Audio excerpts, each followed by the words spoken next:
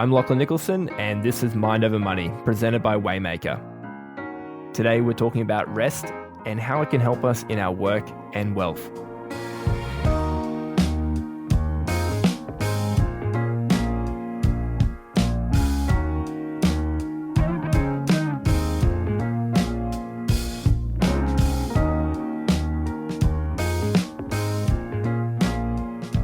For many of us, overwork feels like the new normal.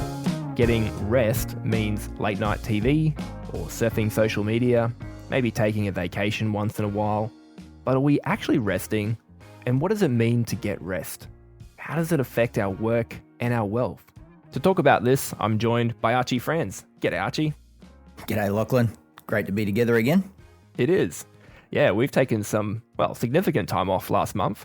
Which was scheduled, might I add. We did plan for it. And we just both came back online recently, and we had this sort of conversation the other day about resting and work, and sharing some notes on what we both experience, both being away from our daily commitments and our work. So we're here recording this because we really believe that this topic of rest, for you, our listeners, is really important to living a life of purpose and fulfillment.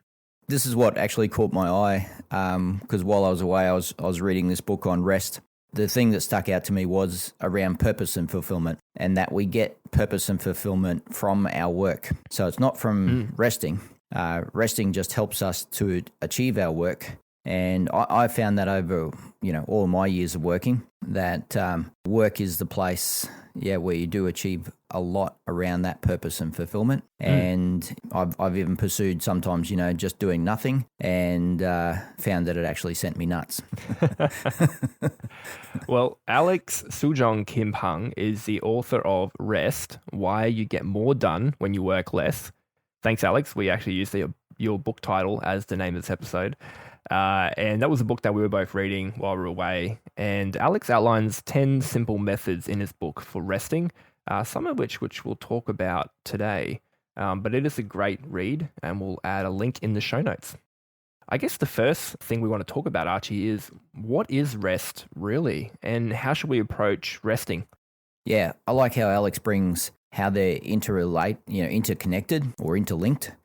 Between rest and work. And resting actually helps us get more work done and to do better work. Yeah, we often think that rest and work are like opposites. They're black and white, and they're constantly competing against each other, but it's the opposite. They go together, they're interlinked. Yeah, resting, what they discovered in the 90s when they were doing some research on the brain, was that resting is when the brain kicks into actually working through problems.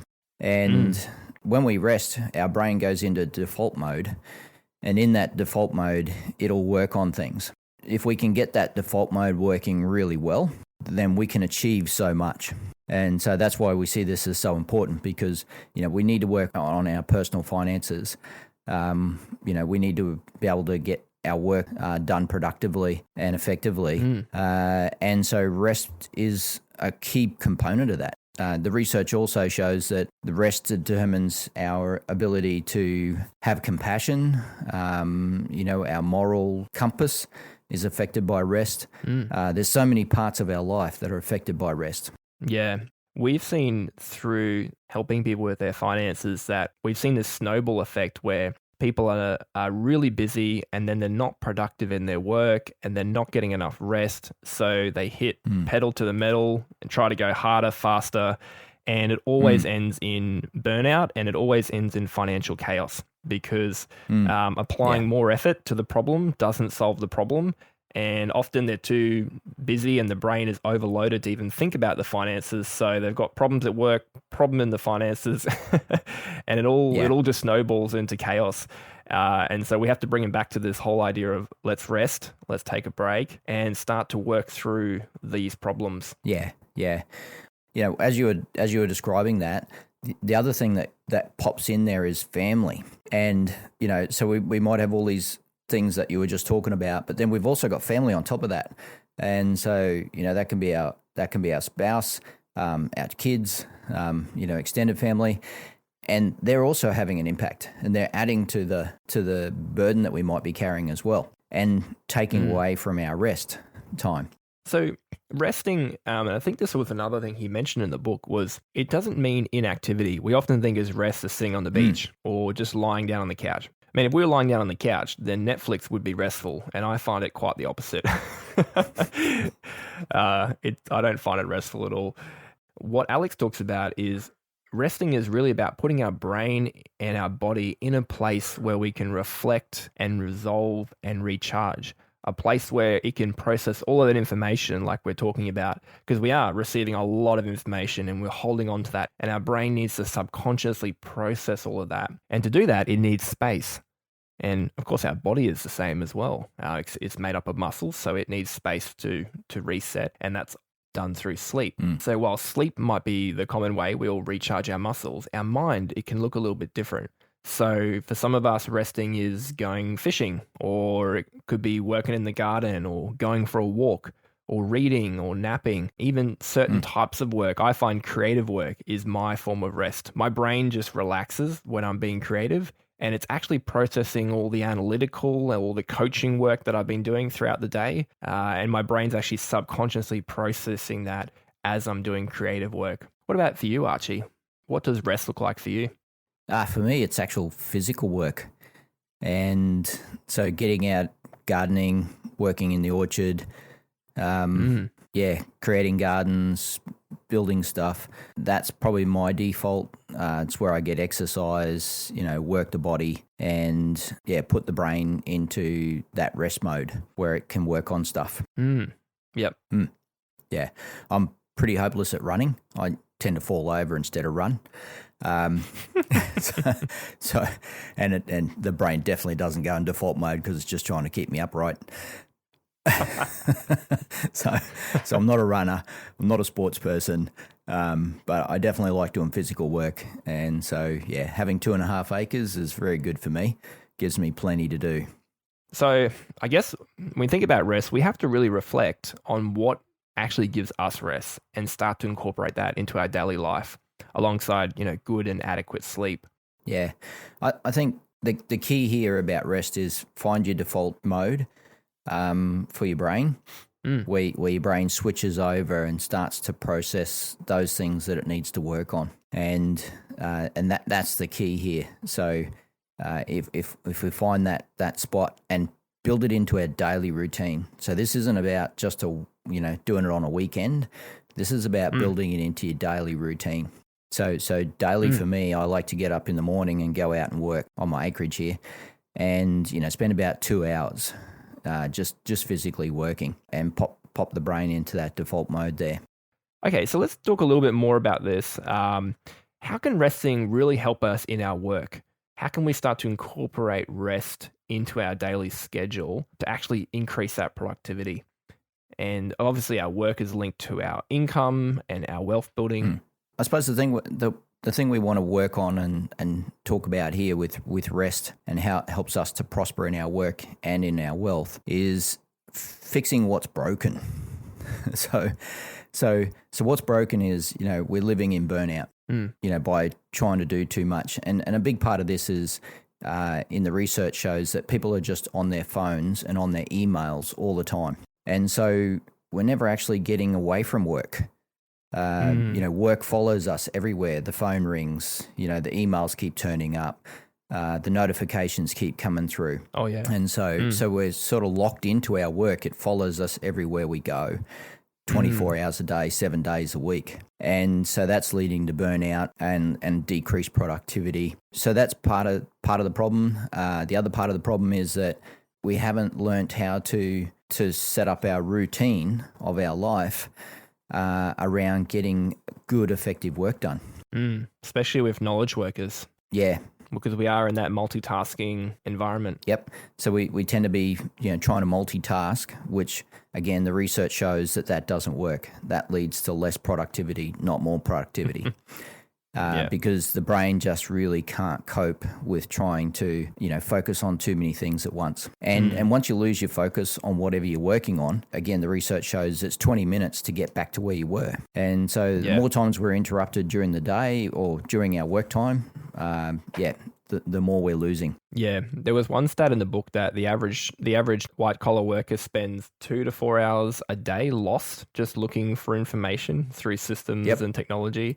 And so, on one hand, technology's enabled us to achieve so much, and on the other hand, it's also distracting us. So we have to find out, how do we get beyond productivity? How do we get to effectiveness in our work? And Alex talks about in the book there, having these short bursts of highly focused work. So 90-minute cycles where we really focus, and that actually increases our productivity. And then we go through those phases of rest after that, where, like you said, we go for the drive and our brain can start to process that information. I found this the other day when I had 3 back-to-back Zoom meetings. And by the time I got to the third meeting, I'd remembered that stat about the 20 minutes of context switching, because every time I got into the next Zoom meeting, I realized that my brain was still in the last meeting and I wasn't prepared for the next meeting. And I just hit the stop button and said, no, that's it. We've got to have breaks between these, and that's what we're facing now. Coming out of COVID, we are jumping between Zoom meetings again and again, and so something to think about if you're a knowledge worker of any kind and you are jumping into virtual meetings all the time. Make sure you take breaks between different types of work to give your brain that time to reset and to rest, so that you can be more effective in your meetings, in your engagements, and your commitments. Yeah, and so we're building into our daily routine that ability for our brain to work on problems. So building in that default mode and creating that default mode so that we can work through the problems and, find better answers, and find better options and have greater creativity in what we're doing. Yeah. I love it when we find those really creative solutions working with a client to their finances. And it always comes when they're relaxed and they're rested. And, they're not in a rush, and they've got that clear mindset, that open mindset to anything. And we find all these amazing possibilities pop up because those creative solutions can come through the discussions. But when someone's really overworked, overburdened, burnt out, it's so hard to have those conversations and find those creative solutions to the problem. And so they're stuck, we're stuck, and nothing happens. And that's not where we want to be. Yeah. Yeah. Yep. So you can see how rest really does incorporate with everything, with our finances, with our work. It really does affect everything in our life. Yeah, we come out with better memory, better decisions in around, our life, our daily life, but also our spending and our finances. Yeah. Not being mentally tired, or physically tired. So this is all part of the routine is, the activity helps us rest, helps us to be in a good physical place as well as being in a good mental place. If you've been listening to Mind Over Money since the beginning, a big thanks to you. We're so glad that you're joining us each week. And we'd love to hear from you. Send us your feedback or submit your questions by clicking the link in the show notes. And to help us reach more people, you can also leave a 5-star rating of the show wherever you're listening from.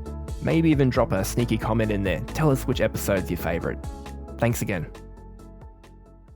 Okay, before we wrap up this conversation about rest, and I do encourage people to go check out that book. We'll put the link in the show notes. What are some tips just to practically incorporate rest into our daily schedules? Let's run through a couple of those we just pulled out from the book. Well, the first tip is get an early start and create a routine. In the book, he points out all the different people who've achieved great things and how they generally start early and do focus work straight up so that they can get themselves into a place where they're most creative. And the interesting thing here is that he shows in the book through the research that, like for me, I'm an analytical person and my best analytical work is in the afternoon. So that means I'm least creative in the afternoon. So the best time for me to be creative is in the morning. And so for me, that's where I love getting out in the garden and working in the garden early in the morning because I find that my brain is working through things and solving problems. It just sets me up for the day where I end up having a fantastic day. And if I can't do that morning routine, I find my day becomes quite confusing and, and I don't have the creativity and I don't have the achievement that I would normally have. Okay.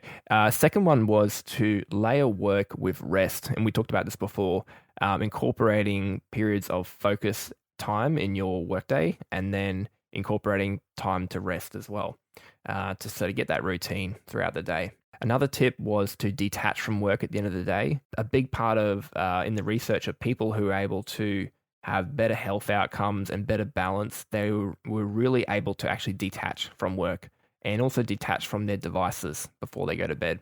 So actually putting down work mentally, physically, and not thinking about it at the end of the day, and really focusing on, family and well-being and hobbies and rest made a huge impact. Yeah, that's where it can be great to read a book rather than, read something on your phone. Because if you're on your phone and you got notifications coming through, you're going to get email notifications, phone call notifications, text notifications, So you don't end up reading anything because there's too many distractions coming through. So you want to find how do you keep yourself from being distracted? Sometimes you just got to turn off notifications. Yeah, and you can finally read that book. It's been sitting on your nightstand all year. So then the next one is practice deep play. So this is going to be hobbies and activities that really help you to switch off and bring your brain into that place, where it's in the default mode. So like for you, Lachlan, I noticed that you can do things in default mode that I could never do. My brain has to really think about certain things to do them. Whereas, for me, if I go in the garden and start working in the garden, it's just like instant default mode. Because I don't have to think about it. It's just takes me straight in that place. Other people, it's going to be exercise, running or sports, playing tennis and stuff like that.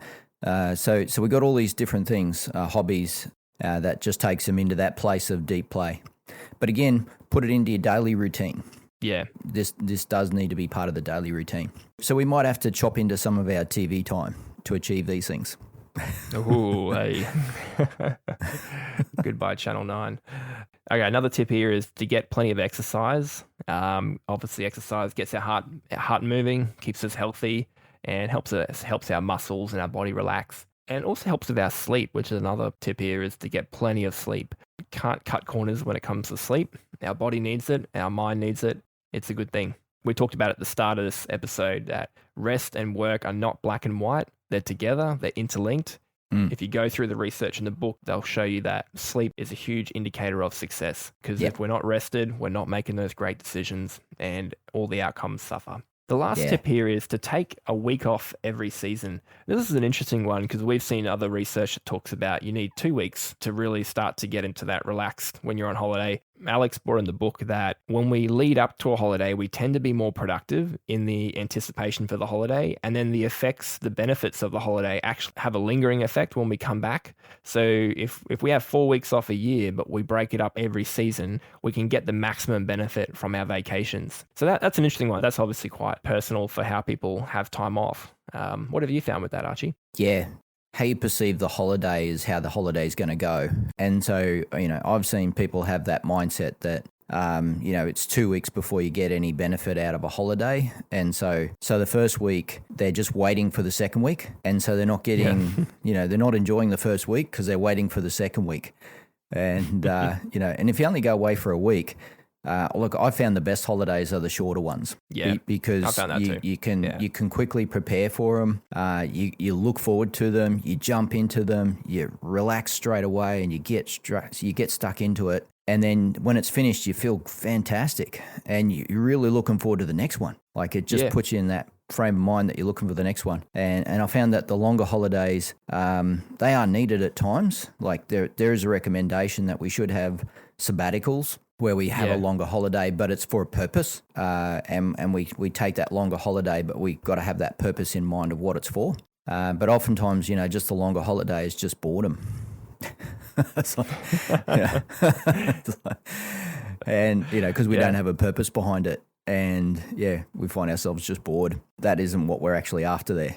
All right. So there are some practical tips of how we can incorporate rest into our schedules and get the benefits of rest to live a life full of purpose and fulfillment. I was talking to you, Lachlan, before we started recording this, how I met up with one of my farmers there recently who's now 85. And, just to hear him talk about his fulfillment and his purpose over his lifetime of working. He's still working at 85, still running the farm with his son and his grandson. And it just did me so much good to hear him talk and to hear how fulfilled and how purposeful his life was because of what they were able to achieve together. And he was running one of those farms that was very focused on a daily routine. Mm. And he's worked his whole life, and he had me laughing the whole time because he was just in such a good place. And that's really sums up what we've talked about today is having that great life, that where we are purposeful and we are fulfilled. Yeah, I love that. So good. Yeah. Well, thanks as always for listening to Mind Over Money, the podcast that helps Australians have finances that work. Share this episode with a friend and give us a rating wherever you're listening to. Have a great week. This podcast is for education purposes only and is not financial advice. If you'd like to speak to someone about your personal finances, including your home loan, head to waymakerpodcast.com.au to connect with one of our wealth partners.